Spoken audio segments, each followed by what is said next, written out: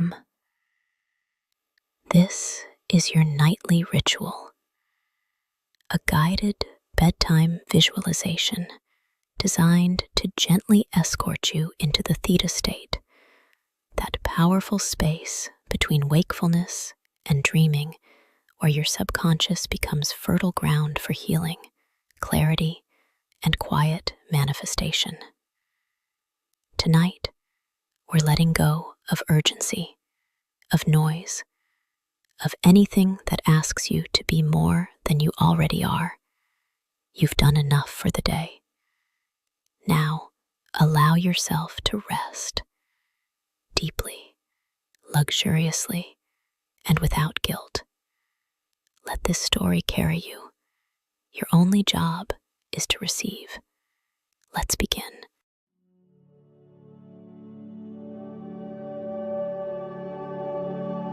You wake to the sound of waves echoing against the cliffs. The villa is hushed, bathed in a pale golden light that spills across your linen sheets.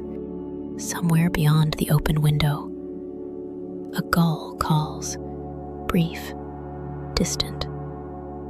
You turn slowly, eyes adjusting to the day, and for a moment, you simply lie there, breathing, sensing, remembering. A message from Matteo Andrade is waiting on your phone, confident. The Aletheia will be waiting at 10, teasing. I hope you still want the island, contentedly. You smile, not just with your lips, but somewhere deeper. There's something about the way he writes, the way he sees you, unrushed, unafraid. You rise and walk barefoot across the cool stone floor of your villa. Your silk robe whispers against your legs. You tie it slowly. At your vanity, you begin your morning ritual. Each movement a meditation. Slow, intentional, reverent. You cleanse, moisturize with lemon blossom cream. Apply a hint of tinted balm, gold gloss, a flick of eyeliner. You pin your hair beneath a wide-brimmed hat. Today's look, a cream linen set, belted at the waist, gold sandals, a vintage woven bag. You clasp a beautiful Chanel Cocoa Crush bracelet to your wrist. It catches the light as you lift your wrist, still warm from his touch the night before. You don't know what this is, but it feels like something. You walk down the winding Positano steps toward the port. The cliffs curve around you like guardians, and there, waiting just offshore, is Aletheia. She gleams like a pearl on the sea. You see it as you round the final curve of the cliffside steps. A vessel unlike any you've ever boarded. Not ostentatious, not brash, but undeniably exquisite. The hull is a deep obsidian blue, polished like onyx, curved edges, clean lines, Italian craftsmanship. The name glints in rose gold across the stern. Aletheia, Greek for truth. You wonder if it's coincidence or foreshadowing. The yacht feels like him, confident, curated, whispering wealth rather than shouting it. Sound, your heels on teak wood. A faint breeze brushes past. Matteo steps forward. He emerges from the shaded interior with an espresso in each hand. Cream linen shirt, 2 buttons open, sun-kissed skin. A slow smile that softens when it's for you. His eyes, warm hazel, with flecks of something wild, search your face, not hungrily, but curiously, like he's looking for the person behind the expression. "You came," he says, offering the coffee. You nod, taking the cup. Your fingers graze his, and it feels like being handed a secret. He doesn't rush you, doesn't fill the silence. He lets you arrive. You sit across from him on cream cushions under the shade of the upper deck canopy. The sea behind him sparkles with a kind of reckless freedom. To your left, the cliffs of the Amalfi coast unfold in sun-bleached layers. Terracotta rooftops, lemon trees, olive groves. To your right, the open water stretches toward Capri, wrapped in that signature Mediterranean blue.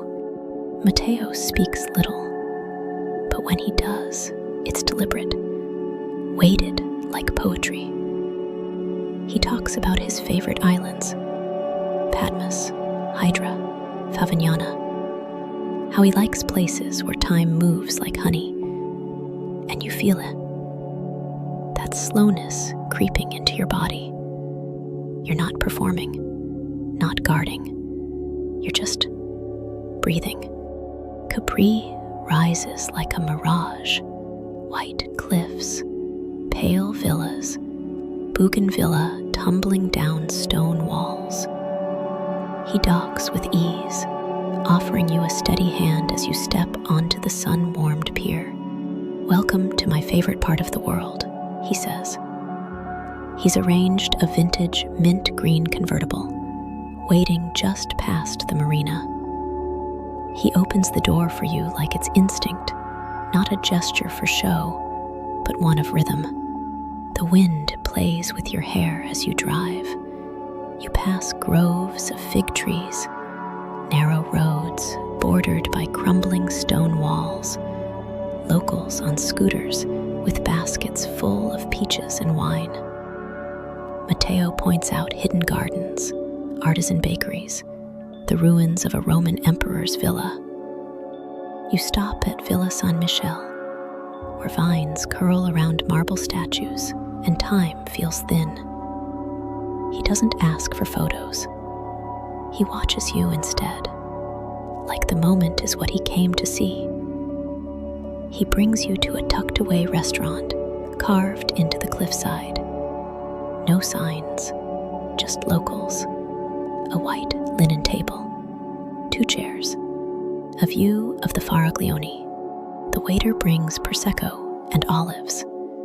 You sip, and the bubbles feel like sunlight in your mouth. He orders grilled octopus, fresh pasta with lemon zest, and a tomato salad that tastes like the sun itself. You talk about your childhood, your quiet heartbreaks. He listens the way people do when they aren't just hearing, they're holding. And in the silence between bites, there's a tension, soft but certain, like the universe is waiting for you to admit something neither of you have said. Later, you wander through Capri's artisan alleys. He buys nothing. He touches everything. At a leather shop, he fingers a pair of sandals and says, "You'd look dangerous in these." You laugh. And when you stop to watch an older couple slow dancing in a shaded piazza, he reaches for your hand. Not possessively, but as if to say, "Let's remember this." As Aletheia slices gently back toward Positano, the horizon begins to dim. He pours 2 glasses of a deep red wine. You sit beside him, wrapped in a blanket, your legs curled toward the sea. He doesn't kiss you. He doesn't have to. You feel it. In the way your shoulders lean into him. In the way his silence feels like sanctuary. In the way your soul, so long folded in, begins to unfurl. Capri gave you something you didn't know you needed. And Matteo, he didn't just see you. He touched something no one else ever reached.